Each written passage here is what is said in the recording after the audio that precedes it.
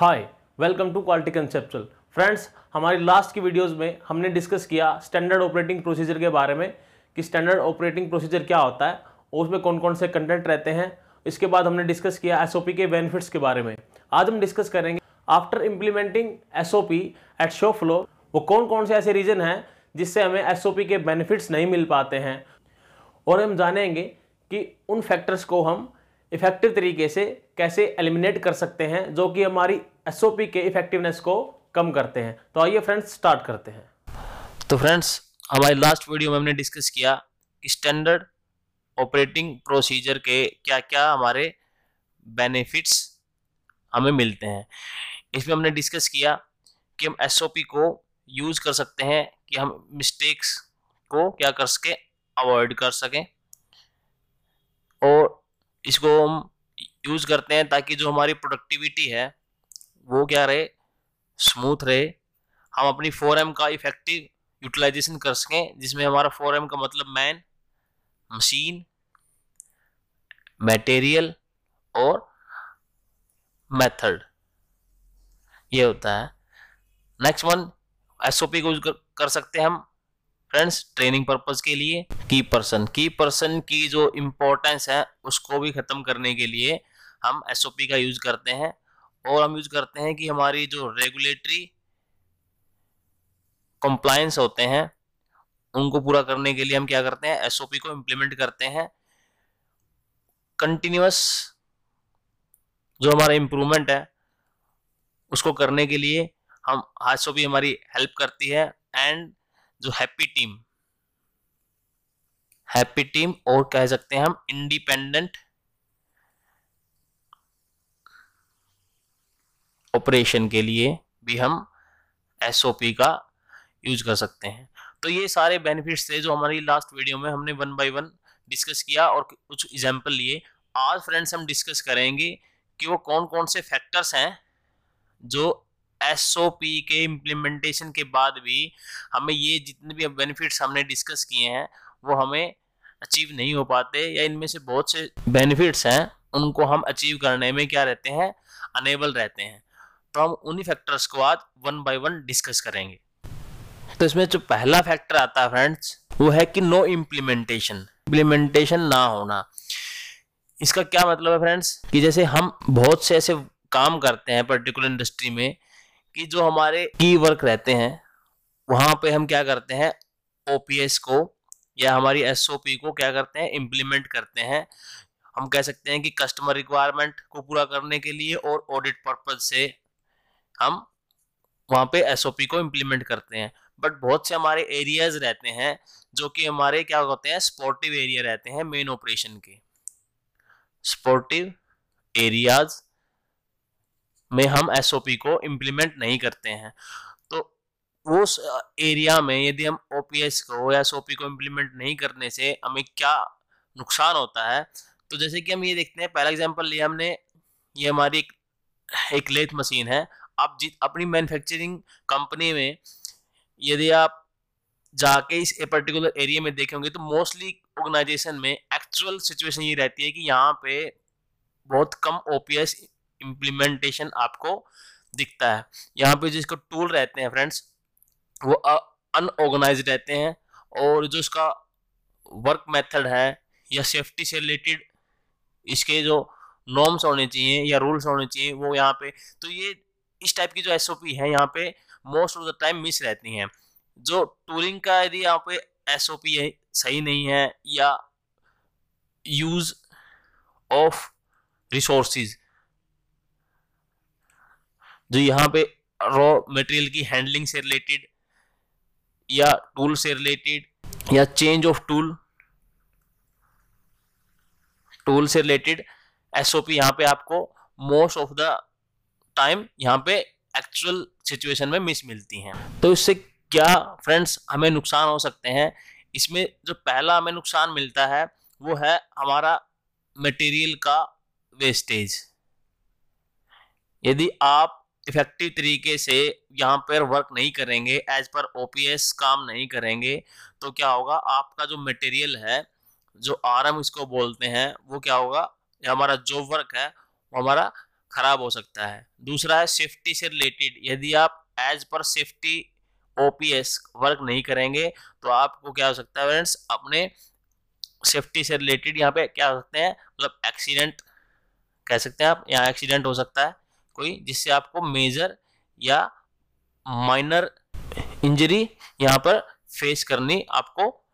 पड़ सकती है।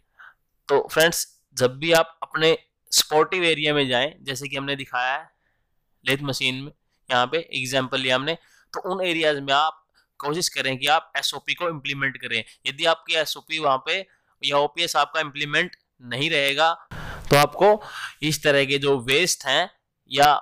सेफ्टी से रिलेटेड जो अबनॉर्मलिटीज हैं वो आपको फेस करनी पड़ सकती हैं। सेकंड वन इज, जैसे कि हमने यहाँ पे एक प्लेनर मशीन को दिखाया है, तो इस टाइप के जो हैवी मशीनरी वर्क रहते हैं, यहाँ पे मोस्ट ऑफ आपको क्या करना है, स्किल मैन पावर या आपकी जो ओल्ड मैन पावर रहती है, जो कि पर्टिकुलर स्किल रहती है किसी पर्टिकुलर ऑपरेशन में, स्पेसिफिक ऑपरेशन में, तो आपको ये लगता है कि यहाँ पे ओपीएस की या एसओपी की क्या है, इम्प्लीमेंटेशन की इतनी जरूरत नहीं है कि क्योंकि वो पर्टिकुलर एसोसिएट उस पर्टिकुलर वर्क को अच्छी तरीके से जानता है। बट ऐसा नहीं है। यदि आपका फोरम चेंज होता है, यदि आपका मैन पावर या एसोसिएट वहां पर चेंज होता है, ठीक है, तो आपका ऑपरेशन इससे इम्पैक्ट हो सकता है। थर्ड वन इज, यहाँ पे जैसे हमने एक मशीन को दिखाया है, तो ये भी क्या होते हैं, मोस्ट ऑफ दी इस टाइप की जो मशीनरी रहती है स्पोर्टिव मशीन्स, जैसे M1TR जो कि टूल रूम में आपकी यूज होती है, या आपकी जो ड्रिल मशीन है, तो ये इस टाइप के जो एरियाज रहते हैं जहां पर कभी कभी आपको ऑपरेशन करना पड़ता है, या आपका सपोर्टिव ऑपरेशन रहता है जो कि आप most of the frequent time use नहीं करते हैं, तो वहां पर क्या करते हैं, आप एसओपी को इम्प्लीमेंट या ओपीएस को इम्प्लीमेंट नहीं करते हैं। यहाँ पे फ्रेंड्स हमने आपको एक एग्जाम्पल के थ्रू समझाया है कि किसी मैन्युफैक्चरिंग प्रोसेस में, जैसे कि यहाँ पे एक पर्टिकुलर एसोसिएट एक मटेरियल को यहाँ से मूव कर रहा है, तो ये हमारा पॉइंट ए या स्टेशन ए लूम है, यहाँ पे एक एसोसिएट हमारा डील कर रहा है, ये हमारी क्या है, असेंबली या हमारी मैन्युफैक्चरिंग लाइन इसको हम बोल सकते हैं। और नेक्स्ट वन इज, यहाँ पे हमारा मटेरियल मूव हो रहा है। तो friends, most of the company में ही देखा जाता है कि आपकी जो मेन असेंबली लाइन रहती हैं वहाँ पे भी आप क्या करते हैं, ओपीएस या एसओपी इम्प्लीमेंट करते हैं। बट जैसे कि हमने अभी डिस्कस किया है कि जो हमारे स्पोर्टिव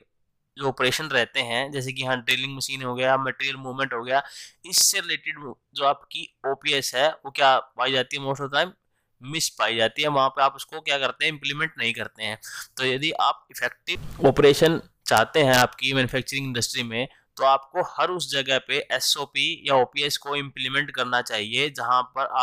आपका कोई एसोसिएट पर्टिकुलर ऑपरेशन कर रहा है किसी भी मैन्युफैक्चरिंग स्टेशन पे। तो इसके डिसएडवांटेज क्या क्या हो सकते हैं फ्रेंड्स? तो इसमें पहला जो डिसएडवांटेज है वो है टाइम, कि यदि आप किसी स्टेशन पे आप ओपीएस इम्प्लीमेंट नहीं करते हैं, तो आप यदि ओपीएस के अकॉर्डिंग काम करें तो आपका इफेक्टिव यूज ऑफ टाइम वहां पे होता है। बट यदि आप अनस्टैंडर्डाइज वे से काम करेंगे तो आपका क्या होता है, टाइम कंज्यूम हो सकता है, और आपकी क्या हो जाए, साइकिल टाइम के अकॉर्डिंग जो आपकी प्रोडक्टिविटी आनी चाहिए वो आपकी फ्रेंड्स अचीव नहीं हो पाएगी। Second one is extra cost. यदि आपका मटेरियल या मशीन से रिलेटेड कोई भी अबनॉर्मलिटी होती है या आपका मटेरियल रिजेक्ट होता है, आपको रिवर्क करना पड़ता है, तो मोस्ट ऑफ द टाइम क्या होता है, कॉस्ट, बिकॉज टाइम और एसोसिएट जो वर्क करता है फ्रेंड्स, उससे जो एक इम्पोर्टेंट जो हमारा फैक्टर है वो लिंक्ड होता है, वो है मनी। यदि आप कोई भी मटेरियल को दोबारा रिवर्क करते हैं या आपका मटेरियल रिजेक्ट होता है, तो उसमें क्या होता है, आपका मनी वेस्टेज होता है। तो एक्स्ट्रा कॉस्ट जो आपने डिसाइड कर रखी है बेसिकली किसी पर्टिकुलर ऑपरेशन के लिए कि आपको इतनी कॉस्ट इसमें इन्वॉल्व करनी है या इतनी कॉस्ट इसमें लगानी है, बट ये due to rework and rejection आपको एक्स्ट्रा कॉस्ट वहां पे पे करनी पड़ेगी। Next one is safety. तो ये भी है कि यदि आप स्टैंडर्ड वे से फ्रेंड्स काम नहीं करते हैं तो सेफ्टी से रिलेटेड आपका कोई भी अबनॉर्मलिटी आपको फेस करनी पड़ सकती है आपको, जैसे कि हमने डिस्कस किया, माइनर मेजर इंजरी आपको हो सकती है, हेल्थ को इफेक्ट कर सकता है यदि आप इफेक्टिव तरीके से काम नहीं करते। जैसे कि लेथ मशीन है या ड्रिल मशीन है, वहाँ पे बहुत सारी जो chips basically material removing chips produce होती हैं, तो आपकी आंख में डल सकती हैं यदि आप पीपीज की ओपीएस का इफेक्टिव फॉलो नहीं करते हैं। Next one is hidden losses, कि जैसे कि आपकी टूल लाइफ है, यदि आप टूल को जैसे कि लेथ मशीन है, प्लेनर है, ड्रिलिंग है, या कहीं भी असेंबली प्रोसेस में यदि आप टूल को सही तरीके से ऑपरेट नहीं करते हैं तो मशीन लाइफ और टूल लाइफ वहाँ की आपकी क्या हो सकती है, इम्पैक्ट हो सकती है, और आपको टाइम से पहले ही कोई भी टूल या मशीन परचेज करनी पड़ सकती है, जो कि आपका एक्स्ट्रा कॉस्ट में फ्रेंड्स इन्वॉल्व होगा। ये पर्टिकुलर जो डिसएडवांटेज है। Next one is failure in timely updating. तो फ्रेंड्स इसमें क्या आता है कि no change in work information, कि हम क्या करते हैं टाइम टू टाइम अपने जो ओपीएस है उसको अपडेट नहीं करते हैं। यदि कोई भी हमारे सिस्टम में चेंज होता है या हमारा कोई वर्क जो मेथड हमारा चेंज होता है तो हम उस ओपीएस को चेंज नहीं करते हैं, और यदि हम उसको चेंज नहीं करेंगे, उसमें कोई चेंज नहीं लेके आएंगे, तो जो हमारा वर्क है वो ऐसे ही होता रहेगा जैसे कि हमारी पुरानी ओपीएस वहाँ पे इम्प्लीमेंटेड है। तो हमने यहाँ पे दो इमेज आपको दिखाई है, एक है क्वालिटी कंट्रोल, दूसरा वेयर हाउस। यदि क्वालिटी से रिलेटेड आपने कोई चेंज किया है या आपने कोई इम्प्रूवमेंट किया है और आप उसको ओपीएस में नहीं डालते हैं, तो जितने भी वहाँ इंगेज एसोसिएट रहते हैं तो वो उस काम को उसी पुराने तरीके से काम करते रहेंगे, और आपका जो इम्प्रूवमेंट है जो आपने किया है उस तरीके से कोई भी वर्क इम्प्लीमेंट नहीं होगा। ऐसे ही second one is warehouse. यदि वेयर हाउस में आपने कोई स्टोरेज या हैंडलिंग से रिलेटेड फ्रेंड्स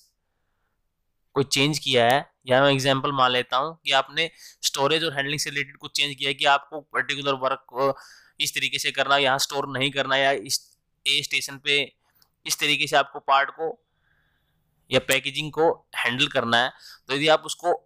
चेंज नहीं करेंगे ओपीएस में, वहाँ इम्प्लीमेंट नहीं करेंगे, तो वो उस न्यू और इम्प्रूव मेथड से उस पर्टिकुलर एरिया में काम फ्रेंड्स नहीं हो पाएगा, ओपीएस का आपको बेनिफिट नहीं मिल पाएगा। Next one is wrong information. तो फ्रेंड्स यदि ओपीएस में रॉन्ग इन्फॉर्मेशन आप मेंशन करेंगे तो जो हमारा पर्टिकुलर एसोसिएट है उसको उसी तरीके से वहाँ पे फॉलो करेगा, क्योंकि ओपीएस का पहला जो बेसिक पर्पज रहता है कि उसको जो हमारा एसोसिएट है उसको क्या करे, फेथफुली फॉलो करे। तो यदि आप इंफॉर्मेशन उसमें रॉन्ग मेंशन करेंगे तो वो गलत तरीके से ही वहां पे उसमें काम करेगा। Third one is outdated information. यदि आप फ्रेंड्स किसी ओपीएस में बहुत पुराने स्टैंडर्ड बोल सकते हैं, पुराना स्टैंडर्ड या कोई पुराने तरीके से ओल्ड वे से आप उसको अपडेट करते हैं, ओल्ड इंफॉर्मेशन डालते हैं, तब भी आपको ओपीएस का वहां पर बेनिफिट फ्रेंड्स नहीं मिल पाएगा। तो इसके डिसएडवांटेज क्या रहेंगे कि ओपीएस का जो फॉलो होगा, ठीक है, उससे आपका क्या होता है, वर्क इम्पैक्ट हो सकता है, आपकी प्रोडक्टिविटी, आपका टाइम वेस्ट हो सकता है, और जैसे कि हमने प्रीवियसली डिस्कस किया आपकी जो फोरम है मैन मटेरियल मशीन, ठीक है, उनका इफेक्टिव यूज आप नहीं कर पाएंगे। Next one is wrong formatting और बल्कि। जब कोई आप कॉम्प्लिकेटेड चीज देखते हैं जिसमें कि चीजों को समझना बहुत ज्यादा मुश्किल है, और यदि चीजों को या कोई भी इंफॉर्मेशन को आपको क्या करना पड़े फ्रेंड्स, सर्च करना पड़े, और ये टाइम कंज्यूमिंग हो, टाइम इसमें बहुत ज्यादा लगे, तो आप उस चीज को अच्छे तरीके से नहीं समझ पाएंगे, या उस पर्टिकुलर इंफॉर्मेशन जो किसी पर्टिकुलर एसोसिएट को चाहिए वो आप उसको वहां से लेने में क्या होगा, बहुत उसको डिफिकल्टी का सामना करना पड़ेगा। फॉर्मेटिंग इस तरह से होनी चाहिए कि वो आप उसको क्या कर सके, इजीली तरीके से अंडरस्टैंड कर सके और चीजें उसमें क्लियर हो। आप उसमें कलर से रिलेटेड या ग्राफ से रिलेटेड, इमेज, इन चीजों का यदि इस्तेमाल आप ज्यादा करेंगे तो क्या होगा, वो उस पर्टिकुलर इंफॉर्मेशन को आसान तरीके से फ्रेंड्स समझ पाएगा। Next one is excessive content. तो फ्रेंड्स यदि किसी ओपीएस में आप बहुत सारा कंटेंट डाल देंगे तो जो हमारी इंपॉर्टेंट इंफॉर्मेशन रहेगी उसको सर्च करने में एक पर्टिकुलर एसोसिएट को, ठीक है, या कंसर्न पर्सन को वहां पे डिफिकल्टी होगी, और यदि आप इतनी डिफिकल्टी का सामना करेंगे तो क्या होगा, तो वो उस ओपीएस का जो फंक्शन है वहां पे फेल हो जाएगा। तो हमें इस बात का ध्यान रखना चाहिए कि ओपीएस को बनाते समय जो हमारी इंफॉर्मेशन है वो इम्पोर्टेंट हो, और वो उसको आप जितना कम से कम रख सकें उतना ही ज़्यादा बेहतर होगा। उसमें एक्सेसिव डिटेल्स नहीं होनी चाहिए, वो कॉम्प्लिकेटेड नहीं होनी चाहिए, और उसमें इतनी इंफॉर्मेशन ना हो कि वो नो यूज इंफॉर्मेशन और यूजफुल इंफॉर्मेशन में हमारा जो एसोसिएट है वो डिफरेंशिएट कर ना पाए और उससे हमारा ओपीएस की जो इफेक्टिवनेस है वो कम हो जाएगी। डिसएडवांटेज फ्रेंड्स, इसका मेनली डिसएडवांटेज फ्रेंड्स यही है कि आपका जो ओपीएस है उसकी इफेक्टिवनेस कम होगी, एसोसिएट उसको नेग्लेक्ट करेगा और आपका स्टैंडर्ड तरीके से जो वर्क है वो फॉलो वहां पे नहीं हो पाएगा। तो यहाँ पे फ्रेंड्स हमने एक लाइन आपको दिखी है जो कि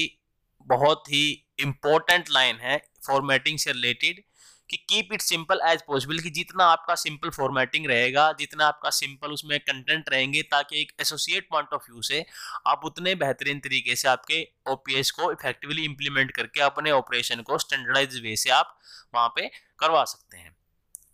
नेक्स्ट वन इज एसओपी और वर्क इवेल्युएशन। तो फ्रेंड्स इसका सबसे इंपॉर्टेंट पॉइंट है यहाँ पे वर्क इवेल्युएशन, कि जो आपने एसओपी वहां पे एक पर्टिकुलर स्टेशन पे इंप्लीमेंट की है और यदि आप उसके वर्क को इवेल्युएट नहीं कर रहे हैं कि आपने जो ओपीएस इंप्लीमेंट किया है और उसके विद रिस्पेक्ट टू जो वर्क हो रहा है वो किस तरह से हो रहा है,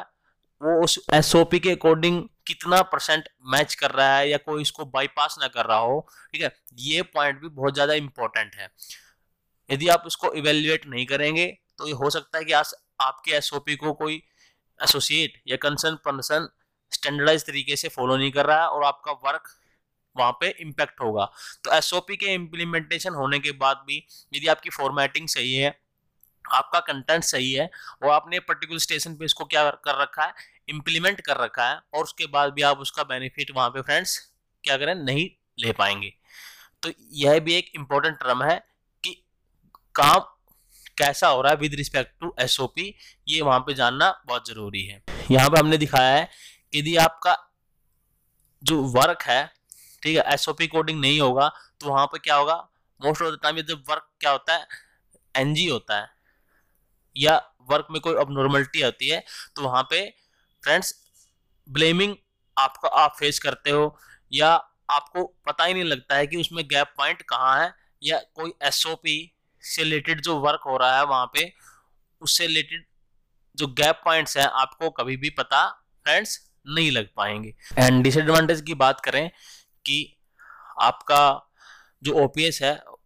यदि आप उसको ट्रैक नहीं करेंगे आपको पता नहीं लगेगा कि आपके ओपीएस की इफेक्टिवनेस कहाँ से इम्पैक्ट हो रही है, ठीक है, और आपका वर्क भी उससे इम्पैक्ट होगा और जो ओपीएस की जो इम्पोर्टेंस है वहां पे खत्म हो जाती है। Next one is the language barrier, कि यदि आपका ओपीएस, ठीक है, आप जो ओपीएस इंप्लीमेंट किया है यदि इस ओपीएस को कोई समझ ही नहीं पाएगा तो आप जो इम्पोर्टेंट इन्फॉर्मेशन है वो आप कैसे कन्वे करेंगे किसी पर्टिकुलर एसोसिएट को या कंसर्न पर्सन को, ये यहाँ पे हमने डिस्कस किया है। इसमें हमने लिखा है कि easy to understand for which it may concern, कि जिस आदमी से या किस कंसर्न पर्सन से संबंध रखता है वो इसको आसानी से समझ सके, हमें इस तरह की लैंग्वेज में उसको फ्रेंड्स बनाना चाहिए। तो इसका मतलब क्या है कि जैसे भी हमने यहाँ पे एक इमेज दिखाया है, ये पर्सन ए एंड ये पर्सन हमारा बी है, ये इसको समझा रहे हैं कि आपको इस पर्टिकुलर डॉक्यूमेंट को क्या करना है, फोटोकॉपी करना है, बट इस ड्यू टू लैंग्वेज बैरियर, यदि इसमें लैंग्वेज बैरियर रहेगा, इनकी लैंग्वेज को नहीं समझ पाएगा तो ये क्या कर रहे हैं, इसको स्क्रैप कर रहे हैं। तो इस तरह की सिचुएशन यहाँ पे हमें फेस करने को मिलती है। जैसे कि आपने सबसे इसका मेन एग्जांपल जो कि हमारी मेन हिस्ट्री में आपको देखने को मिलेगा कि जो हमारी एसोसिएट्स रहते हैं वो इंडिया की बात करें तो हमारे नॉर्थ इंडिया में तो क्या करते हैं, हिंदी लैंग्वेज को वहाँ पे मेनली अंडरस्टैंड करते हैं, बट मोस्ट ऑफ द हमारे जो ओपीएस रहते हैं फ्रेंड्स वो क्या करते हैं, इंग्लिश लैंग्वेज में हम इम्प्लीमेंट करते हैं। तो वो उस यदि आपका एसोसिएट इस स्किल लेवल पे नहीं है कि वो इंग्लिश को समझ सके तो वो ओपीएस की जो इन्फॉर्मेशन है, ठीक है, उसको कभी भी उस इफेक्टिव तरीके से नहीं समझ पाएगा जितने तरीके से अच्छे तरीके से आपने उसको ओपीएस में डिफाइन किया है ड्यू टू लैंग्वेज बैरियर। तो नेक्स्ट जो बी पॉइंट है हमने लिखा है don't use only standard requirement and audit. तो यहाँ पे हमने दिखाया है कि जैसे इंग्लिश में हम क्या करते हैं, ओपीएस को इम्प्लीमेंट करते हैं, जबकि हमारा जो एसोसिएट है यदि हिंदी को वो अंडरस्टैंड कर रहा है तो उनके केवल क्या करते हैं, स्टैंडर्ड जो रिक्वायरमेंट रहती है जैसे कि हमारी आईएसओ की रिक्वायरमेंट रहती है कि हमें ओपीएस इंप्लीमेंट करना है या ऑडिट पर्पस से हम ओपीएस इंप्लीमेंट करते हैं, बट हमें ऐसा नहीं करना है, हमें अपने ऑपरेशन को इफेक्टिव बनाना है, ना कि स्टैंडर्ड रिक्वायरमेंट ऑडिट को। बेसिकली वो भी एक हमारे इंपॉर्टेंस है, बट यदि हम हिंदी या जो हमारा एसोसिएट जिस लैंग्वेज को इजीली अंडरस्टैंड करता है उस लैंग्वेज में हम अपना ओपीएस इंप्लीमेंट करते हैं, तो हमारी स्टैंडर्ड रिक्वायरमेंट, ऑडिटिंग रिक्वायरमेंट और हमारा जो ओपीएस की इफेक्टिवनेस है जो हम अचीव कर सकते हैं, जो कम्युनिकेशन है वो बेटर कर सकते हैं, हमें उस लैंग्वेज को हम वहाँ पे यूज करना चाहिए। जैसे कि हमने यहाँ पे एक और इमेज आपको दिखाई है जिसमें कि 4 जो हमारे पर्सन है वो एक हेलो का बोर्ड लेके गए हुए हैं एक पर्टिकुलर एक्स पर्सन के लिए। बट यदि ये पर्सन केवल इंग्लिश को अंडरस्टैंड करता है तो ये केवल इस आदमी को ही, इस पर्टिकुलर पर्सन को ही रिस्पॉन्ड करेगा, क्योंकि ये ए, बी और सी लैंग्वेज को फ्रेंड्स अंडरस्टैंड नहीं करता है। तो इस तरह लैंग्वेज जो कम्युनिकेशन का मेथड है इंपॉर्टेंस रखती है किसी भी ओपीएस के इफेक्टिवनेस में। इसके मेनली डिसएडवांटेज फ्रेंड्स यही रहता है कि यदि आप किसी चीज को नहीं समझते हैं तो ना तो आप उसको क्या करते हो, देखते हैं, और ना ही उसको फॉलो करते हैं। तो सीधी बात है कि आपका जो ओपीएस है वो ना तो इफेक्टिवनेस होगा,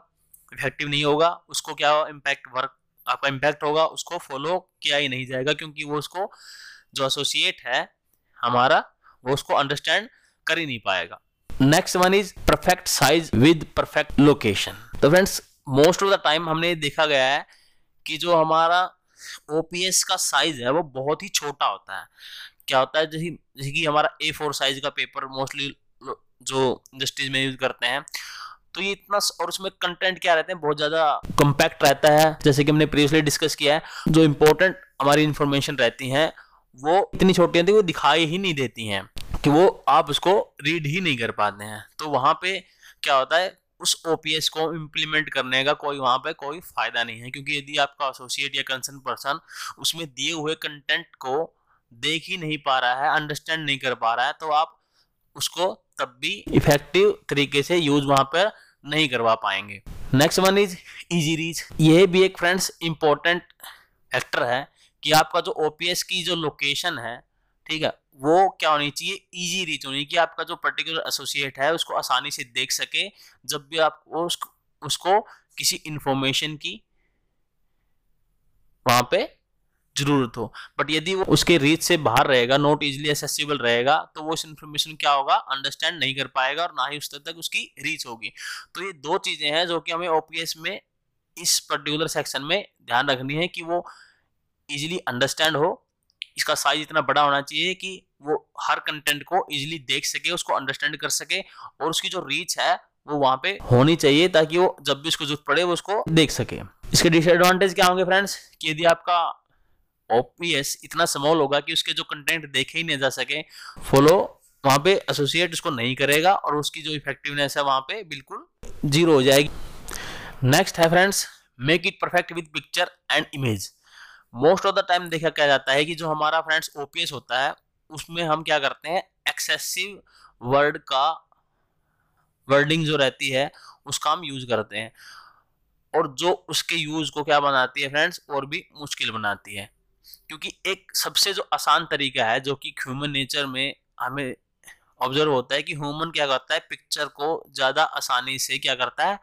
अंडरस्टैंड करता है। और यदि आप पिक्चर से किसी चीज को या ग्राफ से किसी चीज को डिस्टेंस करते हैं, अलग अलग करते हैं, तो हम उसको आसानी से समझ सकते हैं। तो इसी जो हमारी साइकोलॉजी है इसको हमें क्या होना चाहिए, इसका फायदा उठाना चाहिए, या हम कह सकते हैं इसका इफेक्टिव यूज हमें करना चाहिए हमारे ओपीएस में, कि जहां पर हमें इमेज है का यूज हो, लगता है कि हमें इमेज इफेक्टिव तरीके रहेंगी किसी चीज को डिस्टिस करने, तो वहां पे हमें इमेज का फ्रेंड्स वहां पे यूज करना चाहिए। जहां पे आपका वर्ड किसी चीज को सफिशिएंट तरीके से ना समझा पाए, तो वहां पे हमें वर्ड के साथ साथ फ्रेंड्स इमेज को भी वहां पे इंप्लीमेंट करना चाहिए। Second one is picture if not clear then no mean. किसी भी एसओपी में पिक्चर जो हमारी इंप्लीमेंट करते हैं वो इतनी ब्लर रहती हैं, पिक्चर तो वहां पे होती है बट आप उसको क्लियर तरीके से नहीं देख पाते, ठीक है। तो आपका जो पिक्चर है वो इतना क्लियर होना चाहिए कि जब आप उसको देखें, उसका प्रिंट निकालें, ठीक है, तो वो इजीली आपको व्यू हो सके जो आप समझाना चाह रहे हैं। तो पिक्चर की क्लियरिटी और वर्ड्स के साथ साथ पिक्चर का इम्प्लीमेंटेशन भी आपके ओपीएस में फ्रेंड्स होना चाहिए। सो आई होप फ्रेंड्स आपको जो ओपीएस से रिलेटेड हमारे जो फेलियर्स थे वहाँ पे आज हमने डिस्कस किए वो आपको अंडरस्टैंड हो गए होंगे, और आप अपने जो मैन्युफैक्चरिंग इंडस्ट्री में या अपने मैन्युफैक्चरिंग लोकेशन पे जाएंगे तो इन सभी पॉइंटों को वहाँ पे अपने माइंड में रखते हुए वहाँ पे देखेंगे कि आपकी मैन्युफैक्चरिंग इंडस्ट्री में कौन कौन से जो फेलियर हैं हमने डिस्कस किया है वो वहाँ पे हैं, और आप अपनी लोकेशन पे या मैन्युफैक्चरिंग इंडस्ट्री में उसको क्या करेंगे, एलिमिनेट करेंगे, ताकि आपके ओपीएस की जो इफेक्टिवनेस है वो क्या है, इनहेंस हो, और आप अपने वर्क को इजीली और बेटर तरीके से वहाँ पे करवा पाएं। धन्यवाद।